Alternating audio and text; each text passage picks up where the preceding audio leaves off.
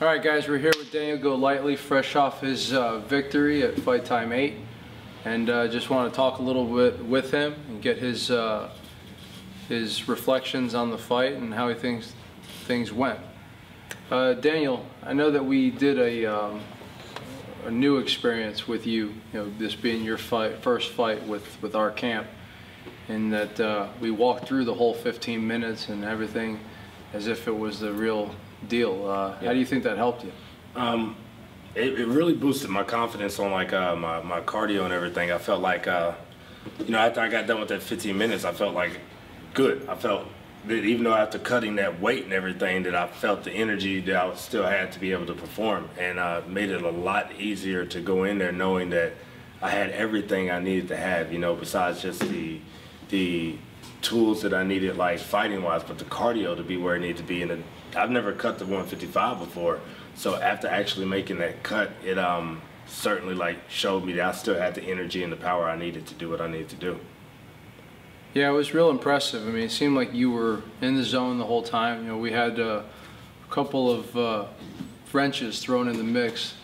Doesn't help when your coach runs out of gas on the way to the check-in, things like that. But it seemed like you dealt with everything extremely well. I was very impressed with your overall demeanor throughout the pre-fight, for sure.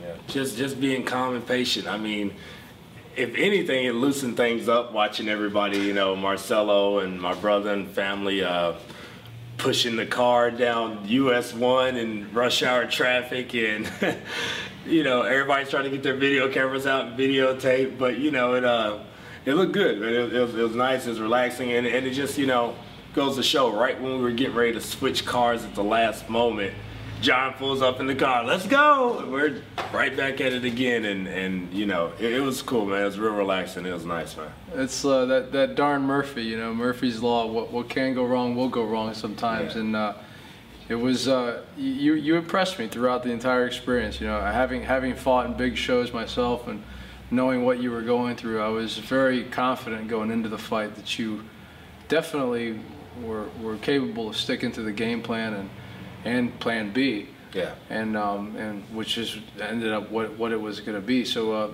tell us about the fight itself, including the moment that you realized that your music wasn't playing, because that was pretty funny as well. That was pretty interesting. I had a friend of mine put together my music for me. He had burned it off on a CD, and it worked before we left, and then it wasn't working, and so next thing you know, as we're getting ready to come out and they're announcing me to, fighting out of the blue corner, before I even started coming out, I was waiting to hear my song kick on, and all of a sudden I just heard that dun, dun, dun, dun, dun, dun, dun, dun, dun, dun, dun, dun, Mortal Kombat, and I'm like, Mortal Kombat, dun, dun, dun, dun, dun, dun. And I'm thinking somebody's gonna pass me up in a second, and they're coming out to the cage or something, but now they're like, you go, and I'm like, Mortal, but I don't know, on the way halfway down there I just started, okay, Mortal Kombat and everything, so it was interesting. Everything that possibly could have went could have deteriorated like that, disturbed me and bothered me happened, and at the end of the day it was more just relaxing. I mean, I know you saw me before the fight, I was asleep back there in the back. Actually, I was sitting back there with my head up against the wall, knocked out sleep. I've always been like that, just relaxed and chill. It's gonna happen, and stressing about it and jumping about it and being huffy and puffy about it is not gonna make it any easier. But it is gonna happen, so just accept it and relax. Try to relax. Well, that was the interesting thing to me as well, is that when you get a new fighter in the camp, you don't want to disturb their aura, their presence, unless you see something wrong. Yeah. And it seemed like that's how you got into it, and I had no issues with it, because that's how I am before my fight, especially long tournaments. You're waiting all day to fight, or to grapple or to wrestle. You can sit there and be tense about the moment, or you could just kind of conserve your energy. And I was really impressed with the way you did that. And then, what you say about getting into the music, I noticed that too. I was like, being your coach, I knew that things were kind of getting thrown in there with wrenches thing, but your demeanor throughout, it never broke my confidence in you as a coach, and certainly didn't break your confidence. It was like you just were like, all right, well, I guess this is part of it. We'll just roll with it.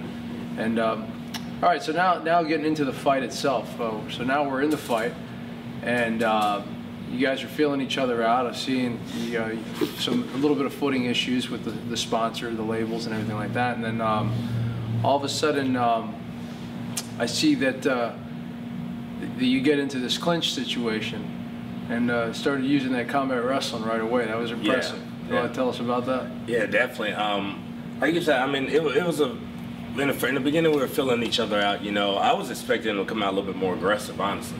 I mean, from what we've seen from him and stuff like that, he seems like, you know, he's a attacking, go type person, you know, but he didn't seem like he wanted to do that. He seemed like he wanted to kind of counter what was going on. And actually the little slippery logo part probably helped me out a little bit in some way, because as I finally got him cornered off to the corner of the cage and I threw a one, a right, and I came with the left, I kind of slipped on the logo, which dropped me down to one knee as well.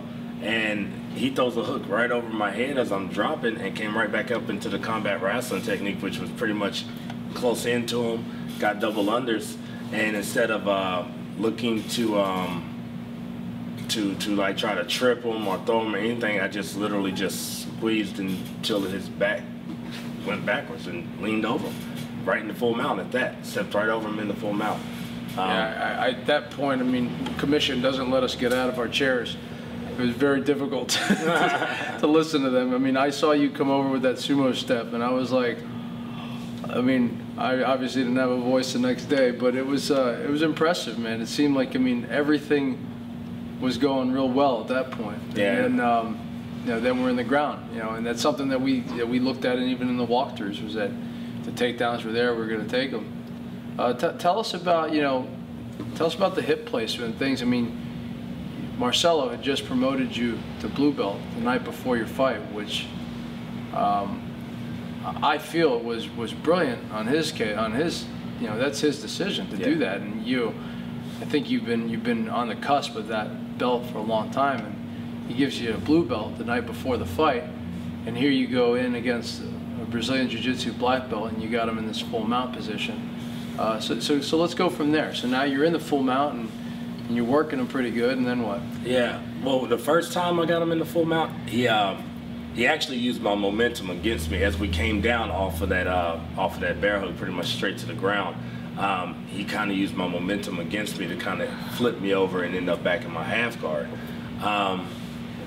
After that, I remember just flipping him back over or whatnot, ending up in full mount stuff. But he was real flexible kid. I mean, he did, like, there was a moment where he completely, I'm serious, like turned his lower body completely around, like his torso was facing his backside almost, like I'm sitting on him and he just turns to flip me over, like he flips his whole body. It was crazy. And then there was the other part where I had him in full mount, where he actually went with trying to bring his legs up to grab me from behind pretty much, and he goes all the way underneath me, like, just, even as he did it, I sat there and was like, wow, he's really going under there. That's pretty neat. You know. But yeah, he timed it perfect, because at that moment when he did decide to go under, the elbow was coming, like, and I actually saw it in his face, and he knew. I'm pretty sure, like, if I talked to him again, he knew that it was coming, because I started to push his head down, and as soon as I was catapulting it up, that elbow came up. Should have just done some short ones to get it going at first, but I wanted to end it. Need to be more patient in times like that, because yeah, that's how he ended up getting me off of him in that last full mount, because I was going to try to just finish it.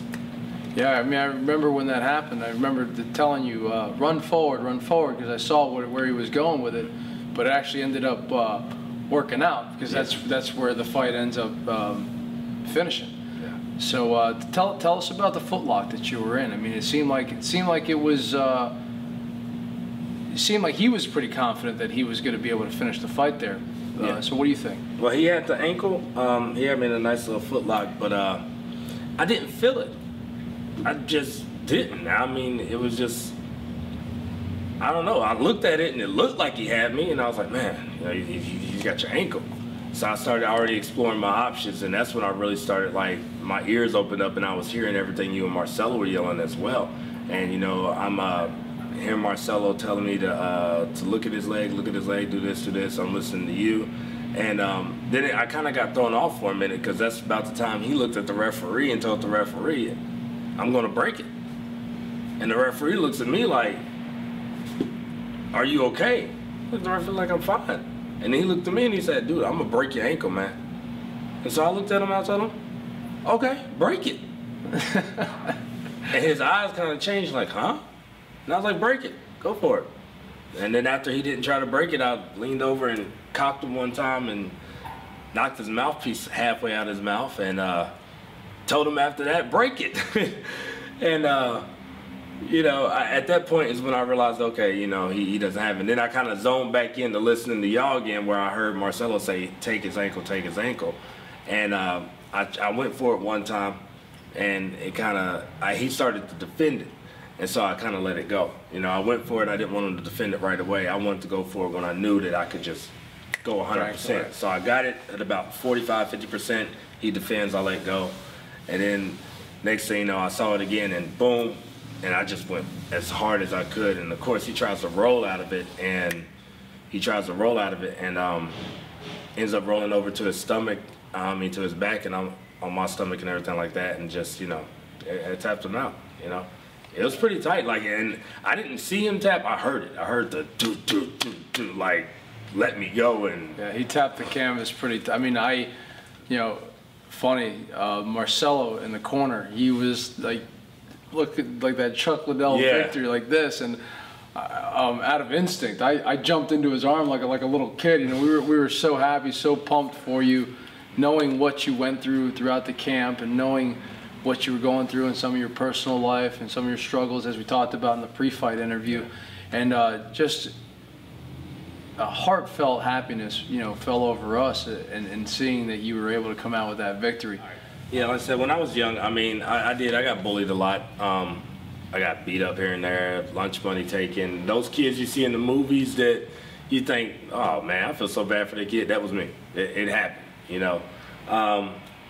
I've always had a good family upbringing, my family support and everything like that. But you know, when you're young like that, sometimes you don't feel like turning into your family. I got a big brother, and I remember one kid picked on me one day, and I'll never forget. He came to school the next day with 2 black eyes, and to this day my brother won't say he did it, you know, but I know he did it, you know.